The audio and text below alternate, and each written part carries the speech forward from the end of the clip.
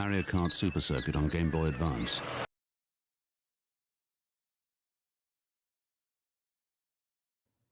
So this game sort of just happened, huh? Drag and Drive, yes, I'm saying it right, look it up, was one of the most bizarre announcements from the Switch 2 reveal. A video game adaptation of wheelchair basketball utilizing the Switch 2 mouse controls really interested me, and I was curious as to how this game would be when it finally came out. Drag and Drive is, in short, just a cobbled together tech demo with not much substance, but I would be lying if I said I didn't find it a little entertaining. So let's get into Drag and Drive. Like I said before, this game is a video game version of wheelchair basketball using the Switch 2 mouse controls for controlling your character and motion controls for things like shooting the ball. This is where my problems with the game begin. The motion controls were actually surprisingly accurate and responsive. I never had an issue shooting the ball. However, I did have a problem with the dual mouse controls. Nintendo advertised the Switch 2 mouse controls as being able to work on most surfaces, so I decided to try them out on my chair in front of the TV. I found that while the controls did work more times than not, they also didn't feel all that great and would occasionally mess up inputs. The visual style, and style overall, is something that was heavily criticized when this game was first shown off. Nintendo has always found a way to add a creative spin on what would be a standard genre.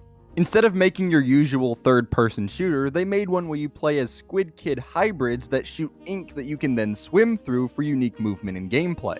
This game has been heavily compared to ARMS from the Switch 1, which similarly took a standard concept of a boxing game and added the twist that you have really long arms that can reach across the ring.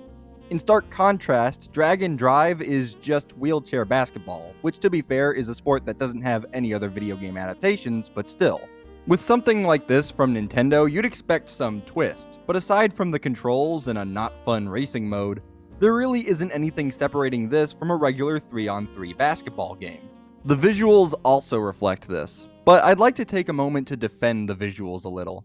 Yes, there are parts of the game that look especially underbaked, especially in the textures, but for the most part, I really dig the underground feel this game has. Kinda reminds me of the old PS2 Tony Hawk games.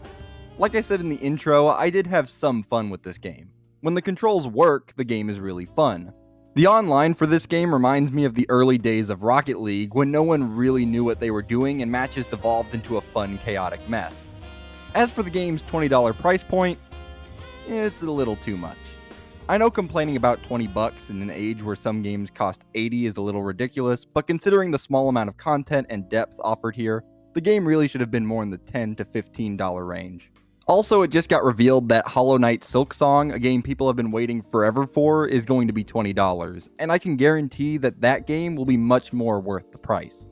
In summary, Drag and Drive is a fun game at times, but it's definitely not something I see myself returning to anytime soon. It really feels like something slapped together to advertise the dual mouse controls and nothing more. It's a tech demo disguised as a game, and while I can't say I hate it, I definitely can't say that I like it all that much either. That's all I got for now.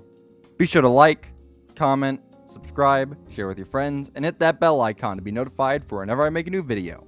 The next review should be War of the Worlds, so if you're interested in that, or interested in supporting the channel more, then turn notifications and check out my other videos. Okay. That's it. Bye.